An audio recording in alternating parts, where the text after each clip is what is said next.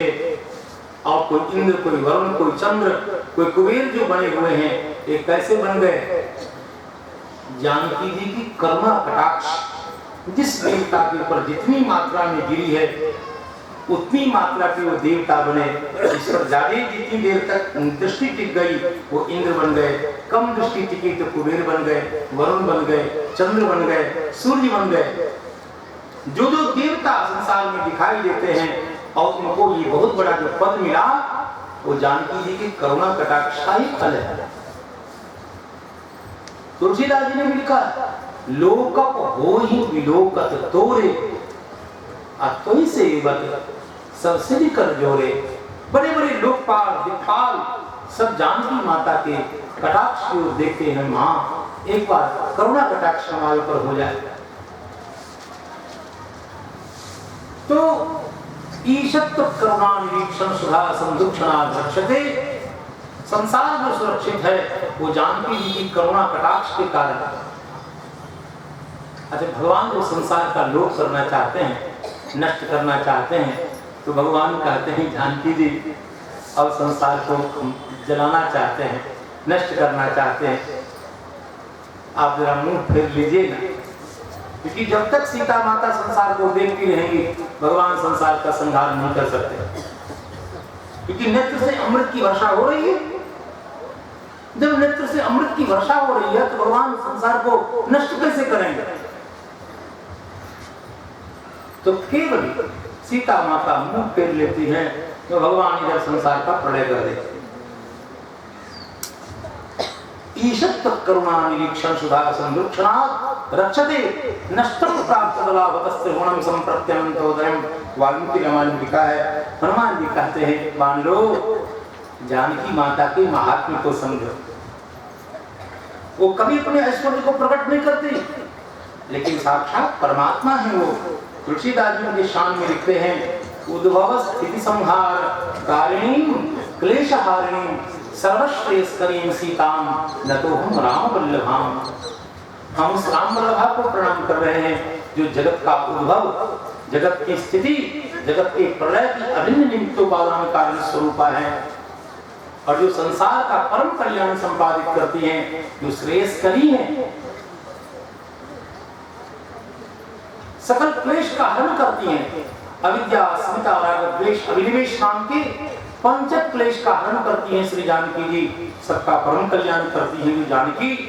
ऐसी जो राम प्रिया भगवती जानकी हैं, हम उनके चरणों में वंदन करते हैं। हनुमान जी महाराज कहते हैं, निमित्त मात्रम रामस्तु। रावण को मारने में राम जी तो केवल बहाना है। सीता माता करुणा करना बंद कर देंगे, रावण जल के अपने आप अपने पाप से ही मर जाएगा। कैसी लगती है सीता माता? मानवों ने पूछा, हनुमान जी देखने में सीता माता कैसी है? हनुमान जी ने कहा, जिनको देखते ही ऐसा लगता है राम से उनके चरणों में गिर जाए। लेकिन भगवान के विरह के कारण, शोकाकुल होने के कारण श्री जानकी जी इतनी दुबली हो गई हैं कि क्या बताओ। हनुमान जी कहते हैं, सा प्रकृत्यैव तन्वंगी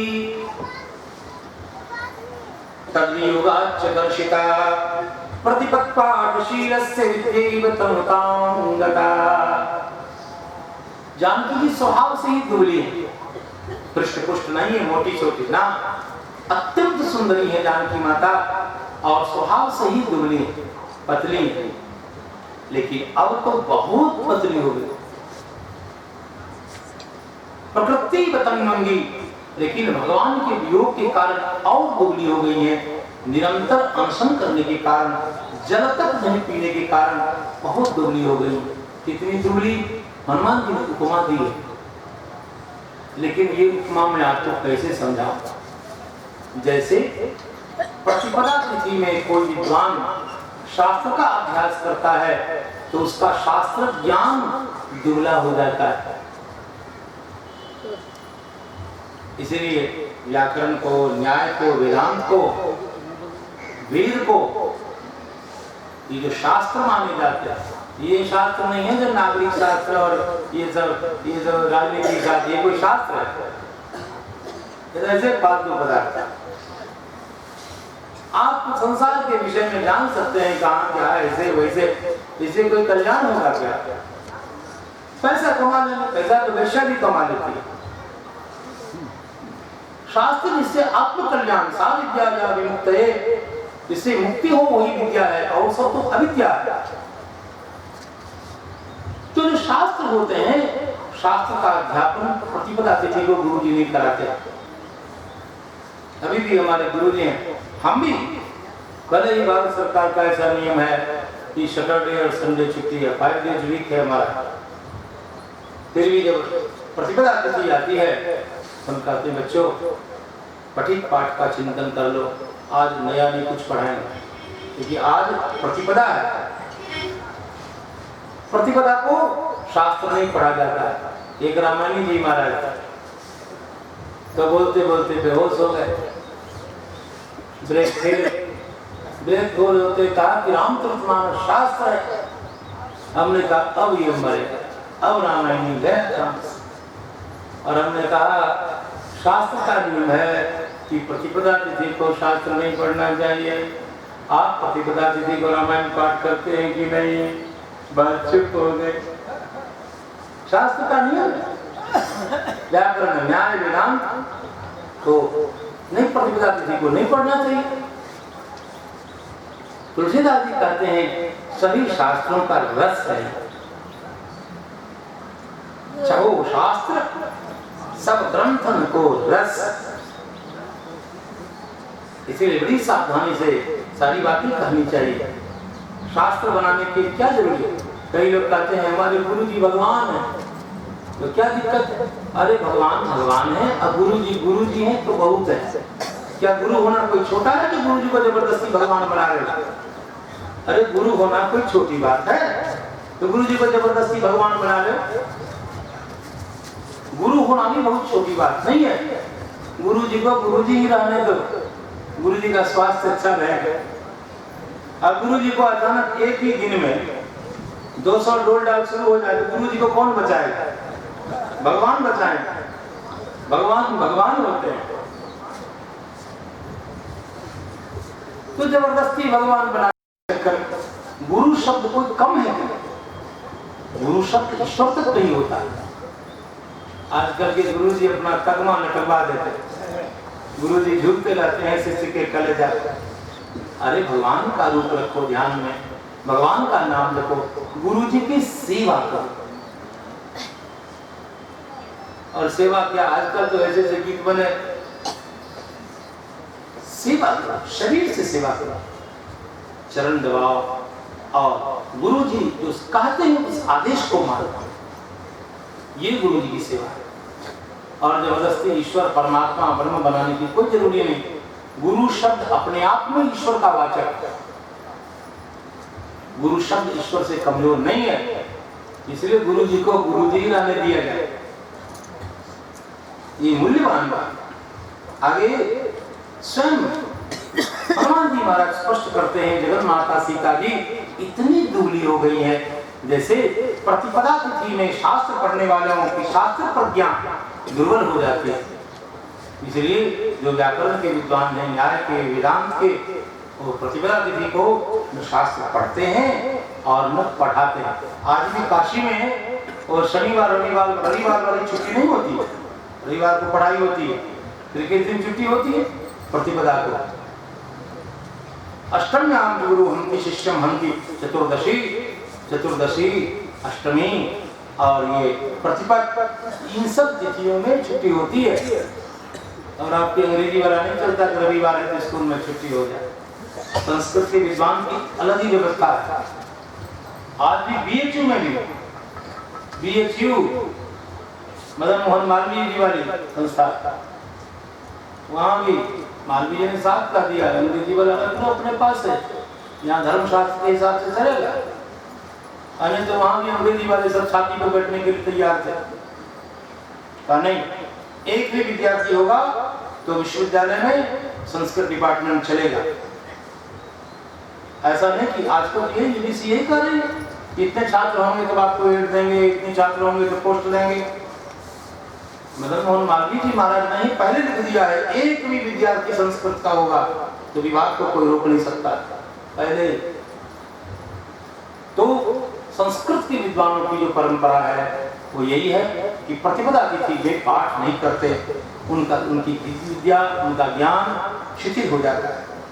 अब उसके बाद हनुमान जी महाराज ने सारी बात बताई।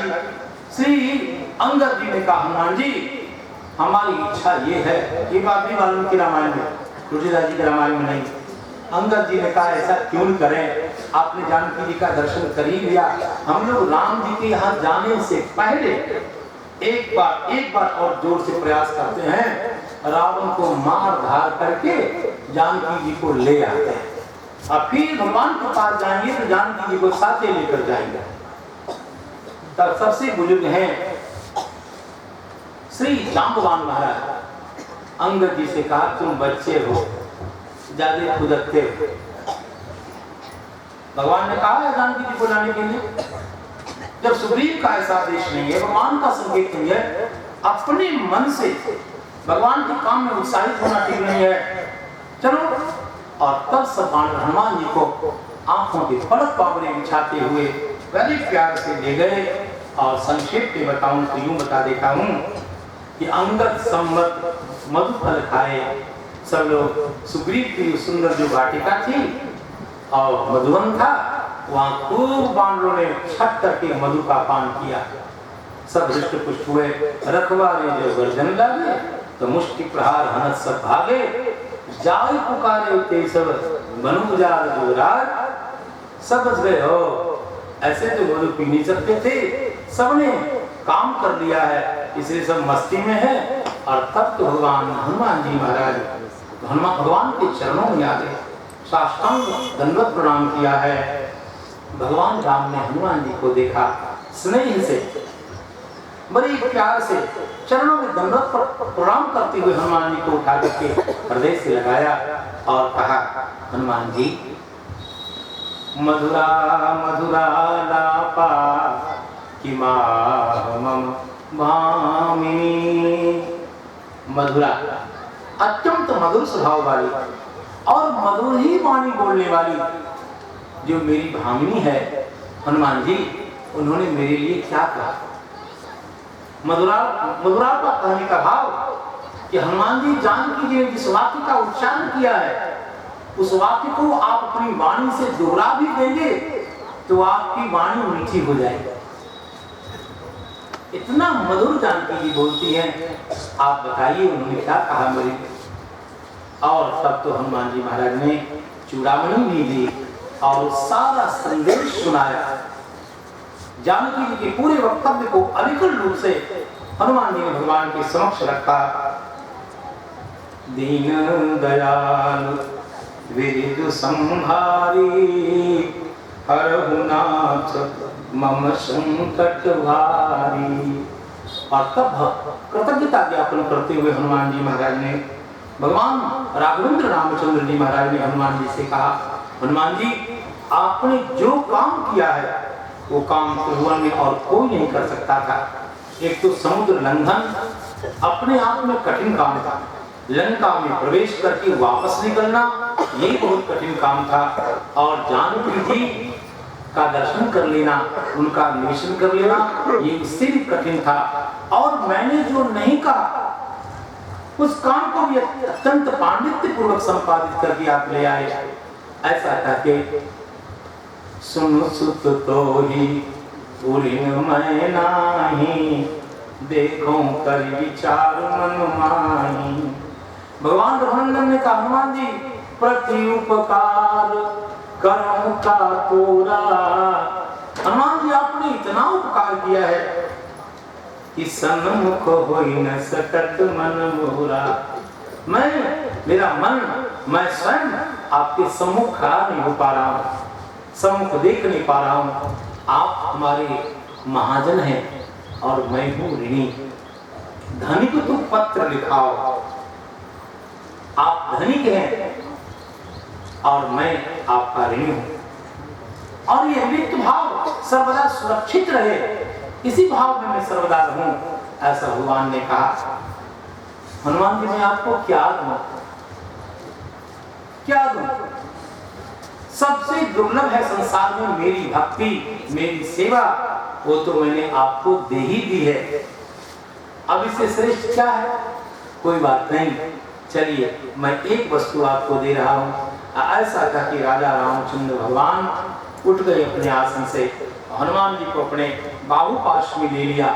इस श्लोक को बोलते हुए एष सर्वस्व भूतस्तु परिश्रमो हनुमतः, हनुमान जी मेरा ज्ञान श्रेष्ठ है, मेरे ज्ञान से मेरा दर्शन श्रेष्ठ है, और दर्शन से श्रेष्ठ मेरी प्राप्ति है, और मेरी प्राप्ति की अपेक्षा भी मेरा ये आलिंगन ये सर्वश्रेष्ठ है, ये मेरा सर्वस्व है। हनुमान जी इस सर्वस्व भूतों में भूतस्तु परिश्रमो हनुमतः मया कालमिमं प्राप्य दस्तस्तव महात्मनः, हे महात्मा हनुमान ये लो मैं अपना आपको प्रगाढ़ प्रश्लेष प्रदान करता हूँ। और हनुमान जी को भगवान ने आलिंगन दिया। इसी आलिंगन के लिए मानो ये जानकी जी के आशीर्वाद का फल अब हनुमान जी को मिला। हनुमान जी को भगवान की सेवा मिली, लेकिन ये आलिंगन प्राप्त नहीं हुआ था वाल्मीकि रामायण के आधार पर। वह आलिंगन आज हनुमान जी को मिला, लेकिन आलिंगन देने के बाद भी भगवान राम ने कहा हनुमान जी आप ही आगे हैं, मैं पीछे हूँ, मैं ऋणी हूँ आपका। हनुमान जी ने कहा अब क्यों? कहा इसलिए आपने दो दो जीवन की रक्षा की है। जानकी जी के वियोग में मैं मरने वाला था, मैंने निश्चय कर लिया था कि समुद्र में डूब करके शरीर का प्रक्षेप कर दूंगा, और उधर मेरा संदेश सुना करके अपने जो वेणी को कंठ में लगा करके जानकी जी भी मरणासन हो गई थी, और उन्हें मेरा चरित्र सुना करके मेरा संदेश सुना करके आपने जानकी जी की जान बचाई, मेरी जान बचाई। उनका संदेश सुना करके आपने तो दो दो जीवन की रक्षा की है, और मैंने तो केवल एक शरीर आपको दिया है, बताइए कौन है बड़ा? ऐसा कहते हनुमान जी महाराज के लिए राम जी ने बहुत सम्मान की बात की है। मुझे लगता है इसके बाद की कथा हम बाद में सुनेंगे, जिसमें सुग्रीव जी महाराज आगे आक्रमण की बात करते हैं।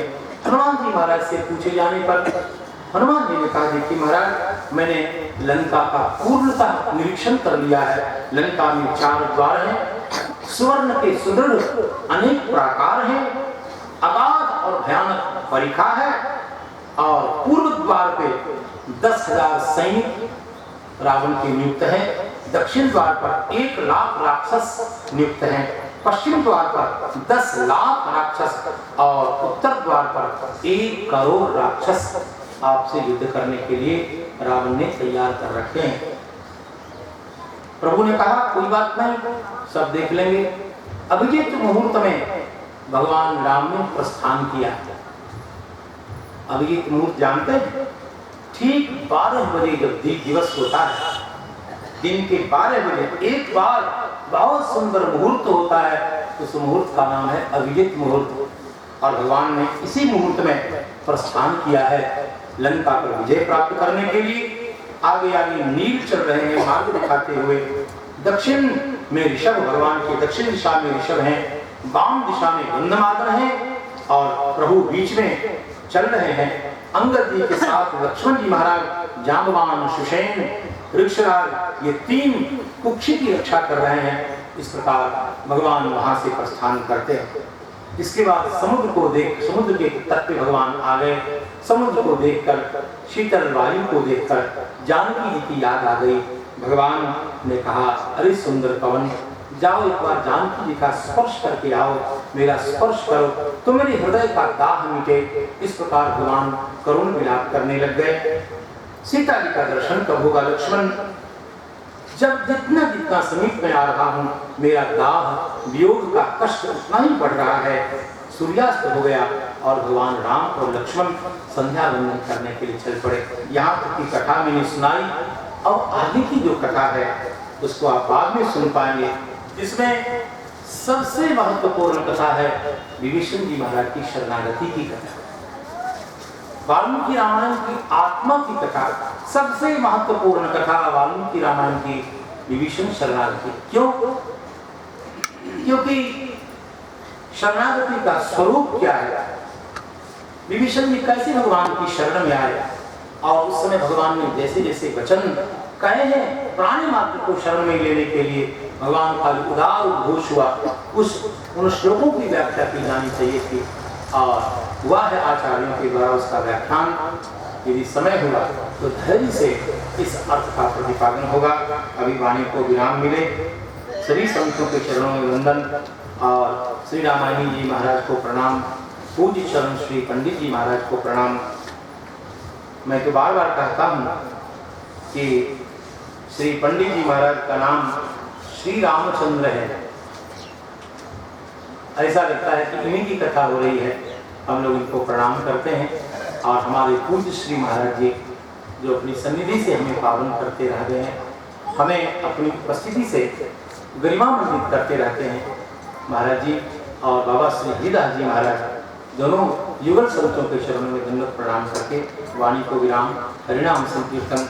श्री राम जय राम जय जय राम, श्री राम जय राम जय जय राम, श्री राम जय राम जय जय राम, श्री राम जय राम जय जय राम। श्री सीतारामचंद्र भगवान की जय, श्री हनुमान जी महाराज की जय, भगवान शंकर भगवान की जय, श्रीमद् वाल्मीकि रामायण जी की जय, महर्षि वाल्मीकि जी महाराज की जय, श्रीमद् गोस्वामी तुलसीदास जी महाराज की जय, समस्त पूर्वाचार्यों की जय, श्रोता समाज की जय, नगर बस्ती की जय, श्री शिव शंकर बाबू की जय, इनके बाल गोपाल की जय, इनके समस्त परिवार की जय, इनके पूर्वजों की जय।